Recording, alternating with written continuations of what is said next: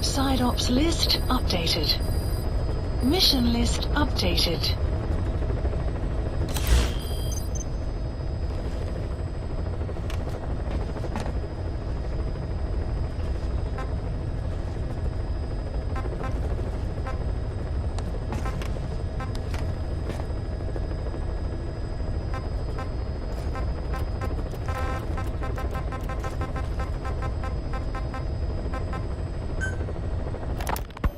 You mentioned that the man on fire was crushed under Sahelanthropus in its hangar.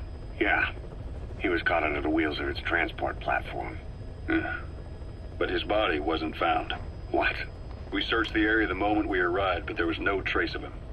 I wasn't hallucinating. I know. I trust you on that. That means someone must have taken the body. But when I got there, everything was still as it was. Even Skullface hadn't been touched. I can't see a reason to sneak into a place like that and drag out the biggest, heaviest guy there. What are you getting at? The only option left is... he got up and walked away. That platform ran him over. Just ran him over. You're saying that's not enough? I don't want to believe it, but maybe not. He shrugs off bullets, even rocket strikes. There's no reason to think that would finish him. It seems ridiculous, but I'll start gathering eyewitness accounts just in case. If you dig up anything concrete, I want to know. You'll be the first, if I dig anything up. But I hope to hell I don't. No kidding.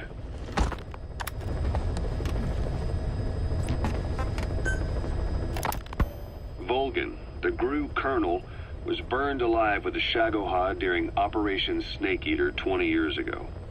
Despite suffering severe burns to his entire body, he still clung to life. After you left Seleniarsk, Volgan's body was taken to a research institute in the outskirts of Moscow. But modern medicine couldn't explain why he was still alive. Not that the colonel was any ordinary man to begin with.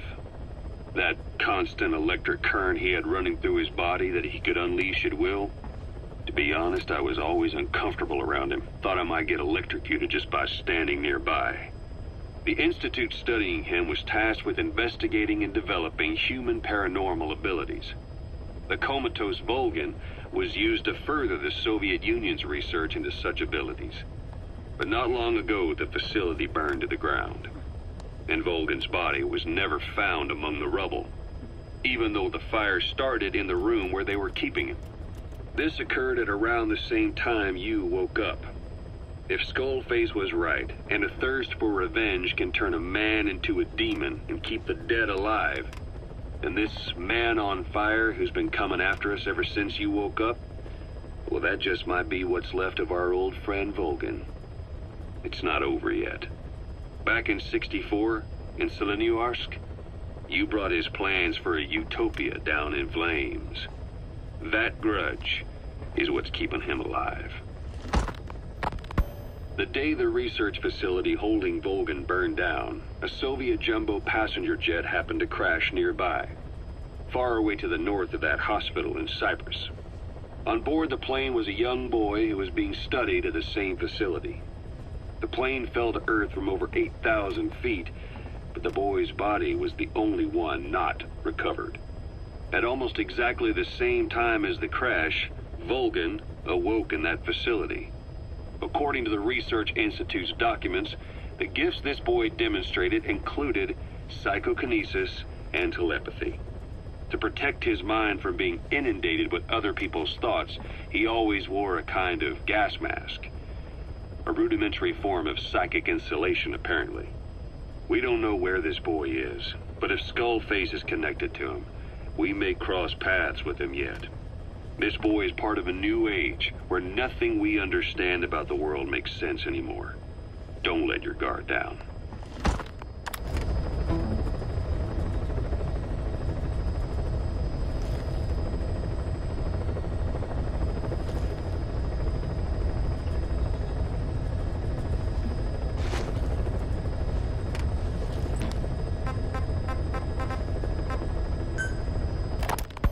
So what were they doing at Enzoya Badia, Baloo? That facility with all the people laid out in rows? The abandoned factory Shabani was held in. It is precisely as you guessed. Black Anna, was coding languages into the vocal cord parasites. They infected the subjects with the parasites, then made an incision in the throat to expose the vocal cords. That allowed them to play recordings of a desired language directly to the parasites. And the parasites learn the languages that way. That's some teaching method. I just don't get how a bunch of bugs had the brain power for it. They don't. Do not judge them by human standards. They do not learn as a function of intellect. Then how do they do it? What language the parasites react to is coded into their genes. You could expose the Japanese strain to English for years, and it would never learn the language and react to it. The pronunciation, rhythm, and structure are different. But what about, say, Spanish and Portuguese? Linguistically, the two are very close. Yeah, they're both Ibero-Romance languages. Even so, a Spanish language mating pair exposed to Portuguese will not copulate. Only when they hear Spanish. Only then. And the majority of their offspring will be the same. So it's a literal case of a mother tongue. But if that's so, I don't see how the different strains can be created in the first place. Well, among the many thousands of offspring, there may be just a few that react to Portuguese. You're talking about mutations. Correct. Playing the tapes helps to identify the mutant strains. Those specimens are then isolated and bred with one another. From their children, specimens that react more strongly to Portuguese can again be selected and bred. Repeating this process creates a strain that reacts solely to Portuguese and never to Spanish. Mutation and selection. No different to breeding roses. So you kept increasing the change over the generations, adapting them to languages from all over the world. Must have taken a hell of a lot of patience. More like patience. Just how many died for this? There's something I still don't get. In order to tell which larvae will react to Portuguese, you'd have to let them develop and then see which copulate. That means you'd need tens of thousands of guinea pigs. There's no way you could do that in a facility that small. For normal selective breeding methods, you would be right. But there is a more effective selection method when training the vocal cord parasites. Go on. It is not only when mating that the parasites listen for language. Shortly before hatching, larvae display markedly increased activity in reaction to particular language. The active eggs can be identified under a black light, so the eggs that react to Portuguese are selectively placed in the throats of subjects.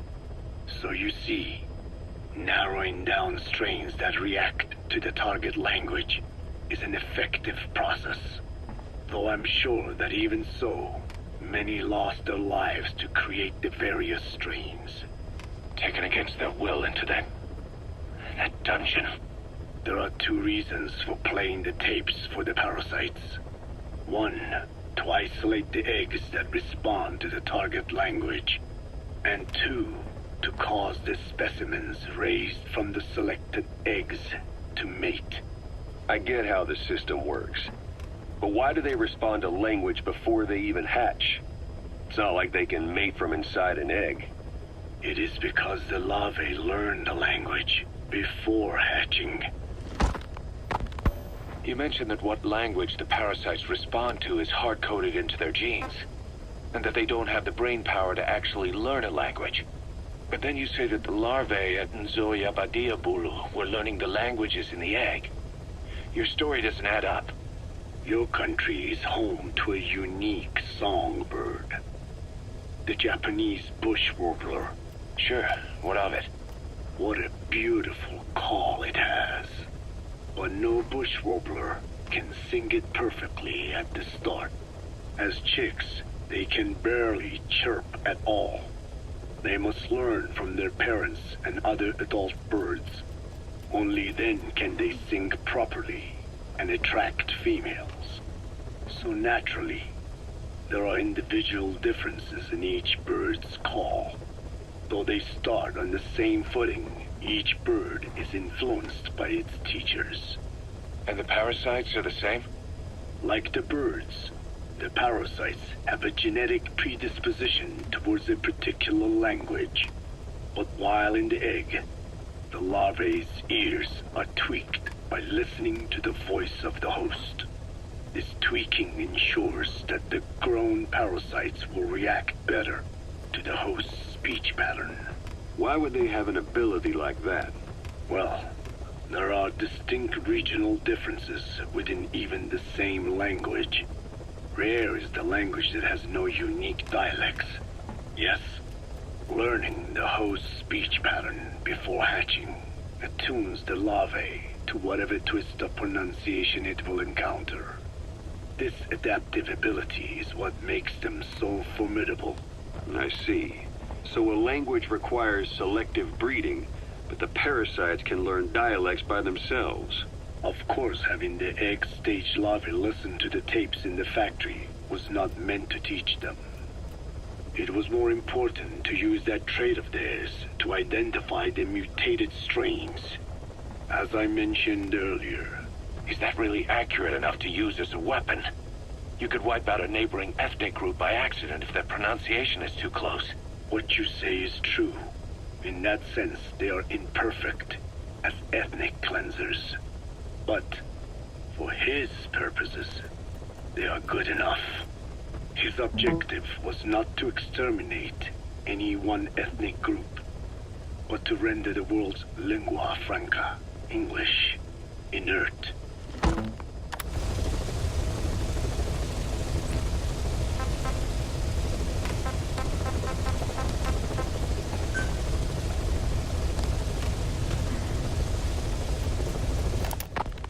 There's something I've been wondering. Why are you called Code Talker? During World War II, the U.S. military used the languages of different tribes, including the Navajo, as codes, right? Talker was used to mean people sent to the battlefield to speak in those codes. Were you one of them? Our mother tongue was indeed used for war. But I did not go. I was already over the conscription age. However, I was made to help craft the codes that were spoken. So in a wider sense, you could call me a code talker for that. Navajo is a complex language, and virtually no one outside the U.S. speaks it. They must have thought it was the perfect language to use as a code. Yeah, in the end, the Japanese never cracked it. The cipher is king in information warfare. Of course, they didn't simply speak in Navajo. They created substitutions for words according to a code book, and then translated those into our language. Young Diné was sent to the front lines of the Pacific Theater as code talkers. To fight is an honor for the Diné. They were the pride of our people. But I cannot say this history brings me joy. Words are alive. When they are spoken, life is breathed into them. They become a part of the listener. Our words were transformed into lifeless ciphers and used for war. This, after the Black Ana spent generations suppressing the language. Yeah, I'm sorry. So I guess we shouldn't be calling you Code Talker, huh? No, I do not mind. The reason Skullface called me Code Talker was because I also am responsible for coding language into the vocal cord parasites. I am the same as those young warriors, used for a cipher's sake. I must never forget that. The name, Code Talker, is a lesson carved into my being. You said Skullface ordered you to weaponize the vocal cord parasites. But you also said he wasn't the reason. And he wasn't. I was seduced by the parasites. That is a fact. How? You mean from your curiosity as a scientist? That I cannot deny. But there is more to it. The story goes back to the 19th century, to my earliest memory. One day, a man from the government visited our Hogan, our home. I cried as he yanked me from my mother's arms and took me away to an Indian boarding school. From that day forward, I became George. This was the name my teacher gave me. I was forced to give up my Diné name, forbidden from speaking anything but English. If we dared utter a word of filthy Navajo, the teacher made us eat a bar of soap. Yeah, that was the U.S. government's education policy for Native Americans. To erase our words was like erasing our people. Their education was tantamount to ethnic cleansing. Over time, the overt persecution of our language stopped. But to this day, it continues to be eaten away by the lingua franca, that is English. Many of the Diné outside the reservations can speak nothing else. And it isn't just our language. Across the world, minority languages are being destroyed by dominant languages. Many are on the verge of extinction. Enter the vocal cord parasites. Yes, I began thinking that minority languages needed some sort of deterrent against dominant languages. In order that their peoples and cultures would survive.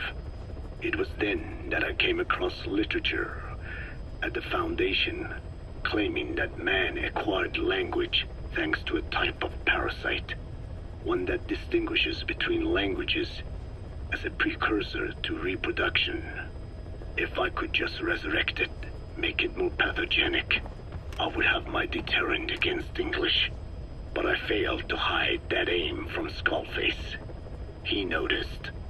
Yes, I wanted to retaliate against the English language, though never did I intend to actually use it as he planned. You know how the story ends. I was forced to study how to make the parasites compatible with all the world's languages. All but English. However, he in fact secretly isolated an English strain. I will not be held prisoner by the man's phantom. The English strain must not be allowed to exist either.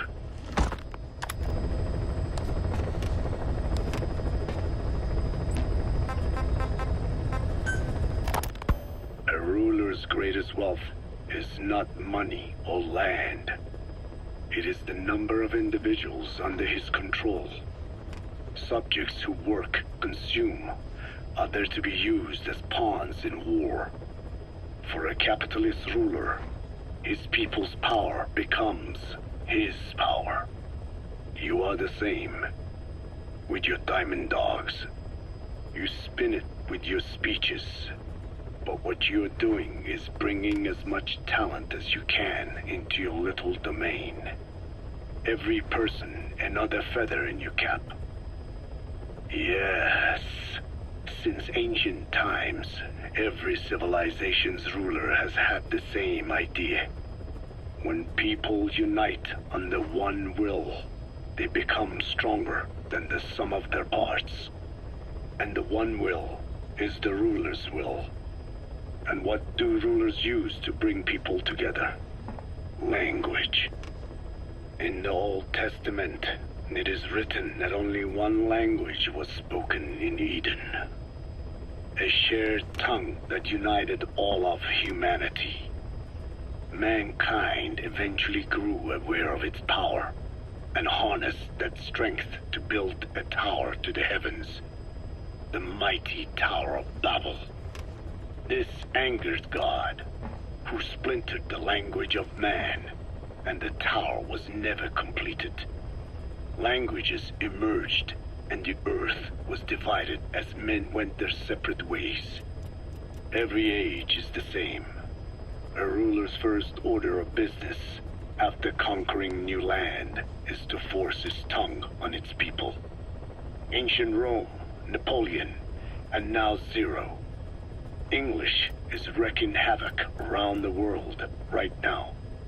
The British Empire tilled the land with war as its hoe, then began planting the seed that is English. Eventually, American capitalism became the new instrument. To play its game of wealth, you only had to abide by one rule: English. By exploiting people's desires, English has become a leash that people gladly wear around their necks, it would seem.